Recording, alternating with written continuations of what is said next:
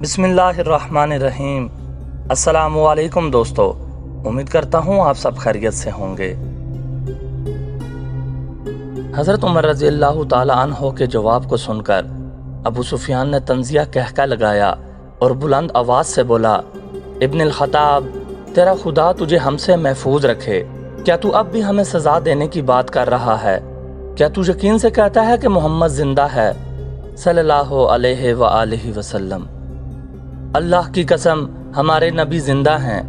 حضرت عمر رضی اللہ تعالی عنہ کی آواز جواب میں گرجی، اللہ کے رسول تمہارا ایک ایک لفظ سن رہے ہیں۔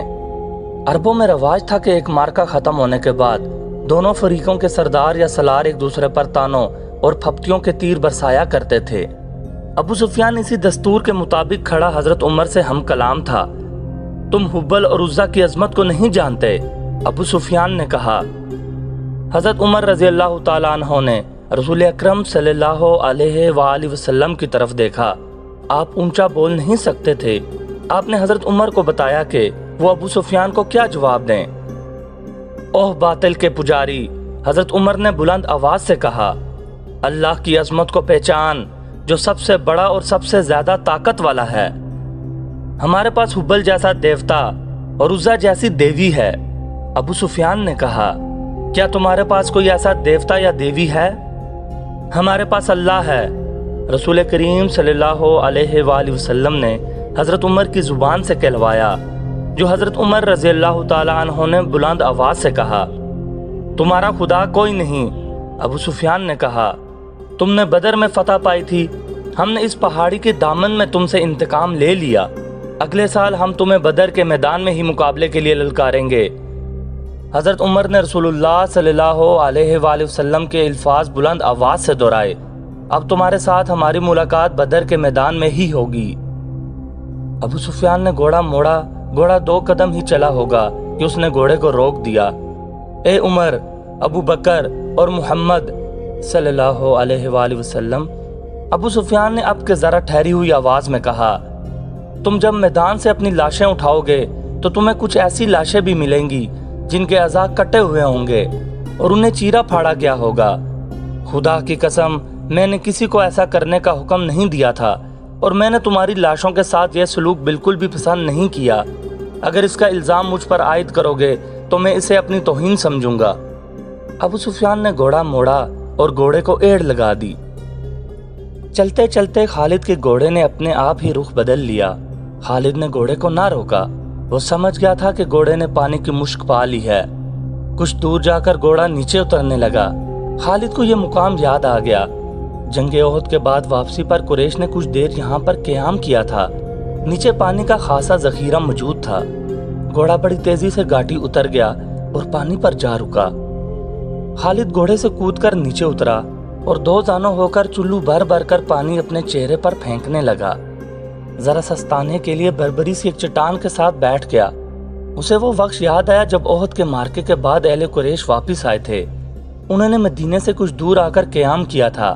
اس قیام کے دوران قریش کے سردار اس بحث میں الجھ گئے تھے کہ واپس مکہ پہنچا جائے یا مسلمانوں پر ایک اور حملہ کیا جائے۔ صفوان بن امیہ نے کہا تھا، ہم شکست کھا کر نہیں آئے۔ اگر تم یہ سمجھتے ہو کہ مسلمانوں کی حالت بہت بری ہے تو اپنی حالت دیکھو، ہماری حالت بھی اچھی نہیں ہے۔ اب مسلمانوں کے ساتھ اتنی جلدی لڑنے کا خطرہ مول نہیں لینا چاہیے، ہو سکتا ہے قسمت ہمارا ساتھ نہ دے۔ جب یہ بحث جاری تھی تو قریش کے کچھ آدمی 2 مسافروں کو پکڑ کر سرداروں کے سامنے لے آئے۔ انہیں بتایا گیا کہ یہ دونوں آدمی جو اپنے آپ کو مسافر کہتے ہیں ہمارے خیموں کے ارد گرد گھوم پھر رہے تھے، اور ہمارے 4-5 آدمیوں سے انہوں نے پوچھا کہ تم لوگ کہاں جا رہے ہو۔ ان دونوں نے ابو سفیان اور دوسرے سرداروں کے سامنے بھی یہی بیان دیے کہ وہ مسافر ہیں، اور کسی جگہ کا نام لے کر کہا کہ وہ ادھر جا رہے ہیں۔ ابو سفیان کے حکم سے ان کے پھٹے پرانے کپڑے جو انہوں نے پہن رکھے تھے اتروائے گئے تو اندر سے خنجر اور تلواریں برآمد ہوئی۔ ان سے پوچھا گیا کہ تم نے یہ ہتھیار چھپا کر کیوں رکھے ہوئے ہیں؟ خالد کی نظر بہت تیز تھی، اسے شک ہوا کہ یہ مسلمانوں کے جاسوس ہیں۔ ان دونوں کو قریش کی فوج کے سامنے کھڑا کر دیا گیا اور پوچھا گیا کہ انہیں کوئی پہچانتا ہے۔ 2-3 آوازیں آئیں کہ ہم انہیں پہچانتے ہیں، یہ یثرب مدینہ کے رہنے والے ہیں۔ इस एक को मैं अच्छी तरह जानता हूँ। कुरैश के आदमी ने उठकर कहा, इसे मैंने अपने खिलाफ लड़ते हुए देखा था। तुम अपनी जुबान से कह दो कि तुम मोहम्मद के जासूस हो सल्लल्लाहु अलैहि वसल्लम। अबू सुफियान ने उन दोनों से कहा, और जाओ, मैं तुम्हारी जान बख्शी करता हूँ। दोनों में से एक ने एतराफ़ कर लिया। जाओ, अबू सुफियान ने कहा, हमने तुम्हें माफ़ किया। दोनों जो वाकई मुसलमानों के भेजे हुए जासूस थे और कुरैश के ज़ाइम मालूम करने आए थे, हंसी खुशी अपने ऊँटों की तरफ चल पड़े। अबू सुफियान के इशारे पर कई एक तीर अंदाजों ने कमानों में तीर डाले और पीछे से उन दोनों मुसलमानों पर चला दिए। दोनों कई कई तीर अपने जिस्म में लेकर गिर पड़े, फिर उठ ना सके। क्या तुम इसका मतलब समझते हो? अबू सुफियान ने अपने करीब खड़े सरदारों से कहा, जासूस भेजने का मतलब यह है कि मुसलमान हारे नहीं, वो अभी या कुछ ही अरसे बाद हम पर हमला करने का इरादा रखते हैं। फौरन मक्का को कूच करो और अगली जंग की तैयारी करो। अगले रोज रसूल करीम सल्लल्लाहु अलैहि वसल्लम को किसी ने आकर बताया कि अहले कुरैश ने जहां पड़ाव किया था वहां अपने दोनों जासूसों की लाशें पड़ी हुई हैं और अहले कुरैश मक्का को रवाना हो गए हैं। खालिद ने यह पहली जंग लड़ी, लेकिन वो समझता था कि वो मुसलमानों को शिकस्त नहीं दे सका है। आज 4 बरस बाद वो इस सोच में गर्क था कि मुसलमानों की ये ताकत आम इंसानों की ताकत नहीं थी। कोई राज है जिसे वो अभी तक नहीं पा सका। उसे अहले कुरैश की कुछ खामियां याद आने लगी। कुछ बातें और कुछ अमाल उसे अच्छे नहीं लग रहे थे।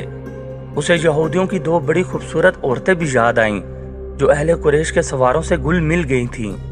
वो जानता था कि यहूदी अपने नुस्वानी हुस्न के जादू से अहले कुरैश पर छा जाने की और उन्हें मुसलमानों के खिलाफ इस्तेमाल करने की कोशिश कर रहे हैं। ये तरीका उसे पसंद न था, लेकिन उनमें से एक औरत एक रोज खालिद से मिली तो खालिद ने महसूस किया कि ये औरत जो कुछ कह रही है इसमें अक्लो दानिश है। इस औरत के हुस्न जवानी का अपना एक असर था, लेकिन तिलिस्म जो उसकी जुबान में था उसका असर खालिद ने भी महसूस किया था। कुछ देर तक ये औरत खालिद के ख्यालों पर छाई रही। उसका घोड़ा हनहनाया तो खालिद जैसे ख्वाब से बेदार हो गया। वो तेजी से उठा, घोड़े पर सवार हुआ और फिर मदीना के रास्ते पर हो लिया। वलीद का बेटा खालिद शहजादा था, ऐशो इशरत का भी दिलदादा था, लेकिन फने हर्ब व ज़र्ब का जुनून ऐसा था कि ऐशो इशरत को उस जुनून पर हावी नहीं होने देता था। मदीना की तरफ जाते हुए उसे वो हसीनो जमील यहूदन याद आई जिसका नाम जुहावा था। उसने उस यहूदन को ज़हन से निकाल दिया, लेकिन जुहावा रंग बिरंगी तितली बनकर उसके ज़हन में उड़ती रही। खालिद उसे ज़हन से निकाल न सका। खालिद के ज़हन में उड़ती हुई उस तितली के रंग फीके पड़ने लगे, फिर तमाम रंग मिलकर सुर्ख हो गए, खून जैसे सुर्ख। ये एक भयानक याद थी। खालिद ने इसे ज़हन से उगल देने की बहुत कोशिश की, लेकिन तितली जो जहरीली भीड़ बन गई थी उसके ज़हन से ना निकली। यह मार्का ओद के 3-4 माह बाद का एक वाकया था। ये एक साजिश थी जिसमें वो शरीक ना था, लेकिन वो कबीला कुरैश का एक बड़ा ही अहम फर्द था। मुसलमानों के खिलाफ किसी साजिश में शरीक ना होने के बावजूद वो दावा नहीं कर सकता था कि वो इसमें शरीक ना था। मार्का ओद में जख्मी होने वाले बाज अहले कुरैश के जख्म अभी ठीक नहीं हुए थे कि एक रोज खालिद को खबर मिली कि मदीना से 6 मुसलमान तबलीग इस्लाम के लिए रजी की तरफ जा रहे थे कि अफान से थोड़ी दूर एक गैर मुस्लिम कबीले ने उन्हें रोक लिया और उनमें से 2 को मक्का लाया गया और उन्हें नीलाम किया जा रहा है। खालिद दौड़ता हुआ वहां गया। वो 2 मुसलमान खुबैब बिन अदी और जैद बिन अल-दिस्ना थे। खालिद दोनों को जानता पहचानता था। वो इसी के कबीले के अफराद हुआ करते थे। उन्होंने इस्लाम कबूल कर लिया था। उनमें हुब्बे रसूल सल्लल्लाहु अलैहि वसल्लम का ये आलम था कि रसूल खुदा पर जाने कुर्बान करने को तैयार रहते थे। रसूल खुदा सल्लल्लाहु अलैहि वसल्लम उन्हें बहुत अजीज रखते थे। खालिद ने देखा कि उन्हें एक चबूतरे पर खड़ा कर दिया गया था और इर्द गिर्द अहले कुरैश का हजूम था। एक गैर मुस्लिम कबीले के 4 अफराद उनके पास खड़े थे। दोनों के हाथ रस्सियों से बंधे हुए थे। ये दोनों मुसलमान थे। एक आदमी चबूतरे पर खड़ा ऐलान कर रहा था, ये दोनों ओहद में तुम्हारे खिलाफ लड़े थे। इनके हाथों तुम्हारे अजीज और खून के रिश्तेदार मारे गए थे। है कोई जो इंतकाम की आग बुझाना चाहता है? इन्हें खरीदो, इन्हें अपने हाथों कत्ल करो और खून के बदले खून बहाओ। ये आदमी सबसे ऊंची बोली देने वाले को मिलेंगे। बोलो। 2 घोड़े, ایک آواز آئی، بولو، بڑھ کر بولو، 2 گھوڑے 1 اونٹ۔ ایک اور آواز آئی، گھوڑوں اونٹوں کو چھوڑو، سونے میں بولی دو، سونا لاؤ، دشمن کے خون سے انتقام کی پیاس بجھاؤ۔ وہ لوگ جن کے قریبی رشتہ دار احد کی لڑائی میں مارے گئے تھے بڑھ چڑھ کر بولی دے رہے تھے۔ خبیب اور زید رضی اللہ تعالیٰ عنہ چپ چاپ کھڑے تھے۔ ان کے چہروں پر خوف نہ تھا، گھبراہٹ نہیں تھی، ہلکی سی بے چینی بھی نہیں تھی۔ خالد ہجوم کو چیرتا ہوا آگے چلا گیا۔ او قریش کے سردار کے جنگجو بیٹے! خبیب رضی اللہ تعالیٰ عنہ نے خالد کو دیکھ کر بڑی بلند آواز سے کہا، تیرا قبیلہ ہم دونوں کا خون بہا کر اس مقدس آواز کو خاموش نہیں کرا سکتا جو غار ہیرا سے اٹھی ہے۔ لا اپنے قبیلے کا کوئی نامور لڑاکا اور میرے ہاتھ کھلوا دے، پھر دیکھ کون کس کے خون سے پیاس بجھاتا ہے۔ میدان جنگ میں پیٹھ دکھانے والوں! زید رضی اللہ تعالیٰ عنہ نے گرجدار آواز میں کہا، تم نے شکست کا انتقام ہمارے بھائیوں کی لاشوں سے لیا۔ تمہاری عورتوں نے احد کے میدان میں ہماری لاشوں کے کان اور ناکیں کاٹ کر ان کے ہار اپنے گلوں میں لٹکائے ہیں۔ آج 4 برس بعد مدینہ کی طرف جاتے ہوئے خالد کو خبیب اور زید کی للکار اور تانے صاف سنائی دے رہے تھے۔ وہ زید رضی اللہ تعالیٰ عنہ کے تانوں کو برداشت نہیں کر سکا تھا۔ آج 4 برس بعد اسے یہ تانا یاد آیا تو بھی اس کے جسم نے جرجری لے لی۔ اسے احد کے میدان کا وہ منظر یاد آیا جب ابو سفیان کی بیوی ہند نے حمزہ رضی اللہ تعالیٰ عنہ کی لاش کا کلیجہ نکال کر اپنے منہ میں ڈال لیا اور چبا کر اگل دیا تھا۔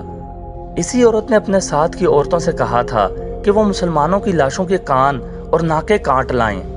ان عورتوں نے اس کے آگے کانوں اور ناکوں کا ڈھیر لگا دیا تھا۔ ہند نے ان کانوں اور ناکوں کا ہار بنایا اور اپنے گلے میں ڈال لیا تھا، اور وہ پاگلوں کی طرح میدان میں ایک گیت گاتی اور ناچتی پھر رہی تھی۔ اس منظر کو اس کے خاوند ابو سفیان نے پسند نہیں کیا تھا۔ خالد نے تو نفرت سے منہ پھیر لیا تھا۔ 3-4 ماہ بعد 2 مسلمان جن کے ہاتھ رسیوں سے بندھے ہوئے تھے اسے تانا دے رہے تھے۔ وہ اوچھے طریقے سے انتقام لینے والا آدمی نہیں تھا۔ وہ یہاں سے کھسک آیا اور اہل قریش کے ہجوم میں گم ہو گیا۔ اسے اس قبیلے کا ایک آدمی مل گیا جو ان دونوں مسلمانوں کو پکڑ لایا تھا۔ کسی بھی تاریخ میں اس قبیلے کا نام نہیں ہے۔ مورخین نے بھی شام کے حوالے سے ایک جنگجو قبیلہ لکھا ہے جو قریش کا اتحادی تھا۔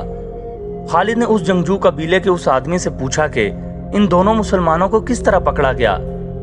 خدا کی قسم، اس آدمی نے کہا، کہو تو ہم ان مسلمانوں کے رسول کو پکڑ لائیں اور نیلامی کے چبوترے پر کھڑا کر دیں۔ نعوذ باللہ، تم جو کام نہیں کر سکتے اس کی قسم نہ کھاؤ۔ خالد نے کہا، مجھے بتاؤ کہ ان دونوں کو کہاں سے پکڑا گیا ہے۔ یہ 6 تھے، اس آدمی نے جواب دیا۔ ہم نے احد میں مارے جانوں والوں کا انتقام لیا ہے، آئندہ بھی ایسے ہی انتقام لیتے رہیں گے۔ ہمارے قبیلے کے 6 آدمی مدینہ میں محمد کے پاس گئے صلی اللہ علیہ وآلہ وسلم اور کہا کہ وہ اسلام قبول کرنے آئے ہیں۔ انہوں نے یہ بھی کہا کہ ان کا پورا قبیلہ اسلام قبول کرنے کا ارادہ کر چکا ہے، لیکن پورا قبیلہ مدینہ نہیں آ سکتا۔ ہمارے ان آدمیوں نے محمد سے کہا کہ ان کے ساتھ چند ایک مسلمانوں کو ان کے قبیلے میں بھیجا جائے جو پورے قبیلے کو مسلمان کریں اور پھر قبیلے کو مذہبی تعلیم دینے کے لیے کچھ عرصہ وہیں رہیں۔ ہمارے یہ آدمی جب واپس آئے تو ان کے ساتھ 6 مسلمان تھے۔ ادھر ہمارے سردار شارجہ بن مغیث نے 100 آدمیوں کو رجی کے مقام پر بھیج دیا۔ جب یہ 6 مسلمان رجی پہنچے تو ہمارے 100 آدمیوں نے انہیں گھیر لیا۔ تم سن کر حیران ہوگے کہ یہ 6 مسلمان تلواریں نکال کر 100 آدمیوں سے مقابلے پر آگے۔ ہم نے 3 کو مار ڈالا اور 3 کو پکڑ لیا، ان کے ہاتھ رسیوں سے باندھ دیے۔ شارجہ بن مغیث نے حکم دیا تھا کہ مدینہ سے کچھ مسلمان تمہارے دھوکے میں آ کر تمہارے ساتھ آ گئے، تو ان میں سے 2-3 کو مکہ لے جانا اور انتقام لینے والوں کے ہاتھوں فروخت کر دینا۔ ہم 3 کو ادھر لا رہے تھے، راستے میں ان میں سے ایک نے رسیوں میں سے ہاتھ نکال لیے، مگر وہ بھاگا نہیں۔ وہ اتنا پھرتیلا تھا کہ اس نے ہمارے ایک آدمی کی نیام سے تلوار نکال لی، کیونکہ اسے ہم نے نہتہ کر رکھا تھا۔ اس نے بڑی تیزی سے ہمارے 2 آدمیوں کو مار ڈالا۔ اکیلا آدمی اتنے سارے آدمیوں کا مقابلہ کب تک کرتا؟ وہ مارا گیا اور ہم نے اس کے جسم کا کیما کر دیا۔ یہ 2 رہ گئے، ہم نے ان کے ہاتھ اور زیادہ مضبوطی سے باندھ دیے اور یہاں لے آئے۔ اور تم خوش ہو؟ خالد نے اسے تنزیہ کہا۔ محمد کیا کہے گا؟ صلی اللہ علیہ وآلہ وسلم، اہل قریش اور ان کے دوست قبیلے اتنے بزدل ہو گئے ہیں کہ اب دھوکہ دینے اور 6 آدمیوں کو 100 سے مروانے پر اتر آئے ہیں۔ کیا تم نے مجھے یہ بات سناتے شرم محسوس نہیں کی؟ کیا ان 100 آدمیوں نے اپنی ماؤں کو شرمسار نہیں کیا جن کا انہوں نے دودھ پیا ہے؟ تم نے میدان جنگ میں مسلمانوں کا کیا بگاڑ لیا تھا، ولید کے بیٹے؟ اس آدمی نے کہا، کیا تم محمد کی طاقت کا مقابلہ کر سکتے ہو؟ صلی اللہ علیہ وآلہ وسلم، بدر میں 1000 قریش 313 مسلمانوں سے مار کھا آئے تھے۔ احد کی لڑائی میں محمد کے پیروکار کتنی تعداد میں تھے؟ 700 سے کم ہوں گے، زیادہ نہیں۔ قریش کتنے تھے؟ ہزاروں۔ سن خالد بن ولید، محمد کے ہاتھ میں جادو ہے صلی اللہ علیہ وآلہ وسلم، جہاں جادو چلتا ہے وہاں تلوار نہیں چل سکتی۔ پھر تمہاری تلوار کس طرح چل گئی؟ خالد نے پوچھا۔ اگر محمد کے ہاتھ میں جادو ہے تو وہ تمہارے سردار شارجہ بن مغیث کے دھوکے میں کس طرح آ گیا؟ اس کے 4 آدمیوں کو کس طرح مار ڈالا؟ ان 2 کو محمد کا جادو آزاد کیوں نہیں کرا دیتا؟ تم جس چیز کا مقابلہ کرنے کی جرت نہیں رکھتے اسے جادو کہہ دیتے ہو۔ ہم نے جادو کو جادو سے کاٹا ہے، شارجہ بن مغیث کے قبیلے کے آدمی نے کہا۔ ہمارے پاس یہودی جادوگر آئے تھے، ان کے ساتھ 3 جادوگرنیاں بھی تھی، ان میں سے ایک کا نام یوحاوا ہے۔ ہم نے اپنی آنکھوں سے دیکھا ہے، ایک گھنی جاڑی میں سے ایک برچھی زمین سے سرکتی ہوئی باہر آئی۔ یہ برچھی جاڑی میں واپس چلی گئی اور سام بن کر واپس آئی۔ یہ سام واپس جاڑی میں چلا گیا۔ مدینہ کی طرف جاتے ہوئے اسے یہ واقعہ یاد آ رہا تھا۔ وہ اسے یاد نہیں کرنا چاہتا تھا، لیکن زہریلی بیڑوں کی طرح یہ یاد اس کے اوپر بنبناتی رہی۔ اسے یوحاوا یاد آئی۔ وہ جادوگرنی تھی یا نہیں؟ اس کے حسن میں، جسم کی ساخت، مسکراہٹ اور بولنے کے انداز میں جادو تھا۔ اس نے شارجہ بن مغیث کے اس آدمی کے منہ سے یوحاوا کا نام سنا تو وہ چونکا۔ معرکہ احد کے بعد جب اہل قریش کی فوج مکہ سے واپس آئی تھی تو مکہ کے یہودی ایسے انداز سے ابو سفیان، خالد اور اکرمہ کے پاس آئے تھے جیسے احد میں یہودیوں کو شکست ہوئی ہو۔ یہودیوں کے سرداروں نے ابو سفیان سے کہا تھا کہ مسلمانوں کو شکست نہیں ہوئی اور لڑائی ہار جیت کے بغیر ختم ہو گئی ہے، تو یہ قریش کی شکست ہے، یہ یہودیوں کی ناکامی ہے۔ یہودیوں نے اہل قریش کے ساتھ اس طرح ہمدردی کا اظہار کیا تھا جیسے وہ اہل قریش کی ناکامی پر غم سے مرے جا رہے ہیں۔ انہی دنوں خالد نے پہلی بار یوحاوا کو دیکھا تھا۔ وہ اپنے گھوڑے کی ٹہلائی کے لیے آبادی سے باہر نکل گیا تھا۔ جب وہ واپس آ رہا تھا تو راستے میں اسے یوحاوا مل گئی۔ تمہاری شکست ہماری شکست ہے، اب ہم تمہارا ساتھ دیں گے، لیکن تمہارے ساتھ ہوتے ہوئے بھی تم ہمیں اپنے ساتھ نہیں دیکھ سکو گے۔ خالد نے یوں محسوس کیا جیسے اس کی زبان بند ہو گئی ہو۔ تلواروں، برچھیوں اور تیروں کی بوچھاڑوں کا مقابلہ کرنے والا خالد یوحاوا کی مسکراہٹ کا مقابلہ نہیں کر سکا۔ اگر یہودی ہمارے ساتھ نہیں ہوں گے تو ہمارے کس کام آ سکیں گے؟ خالد نے پوچھا، کیا تم سمجھتے ہو کہ صرف تیر ہی انسانوں کے جسم سے پار ہو جاتا ہے؟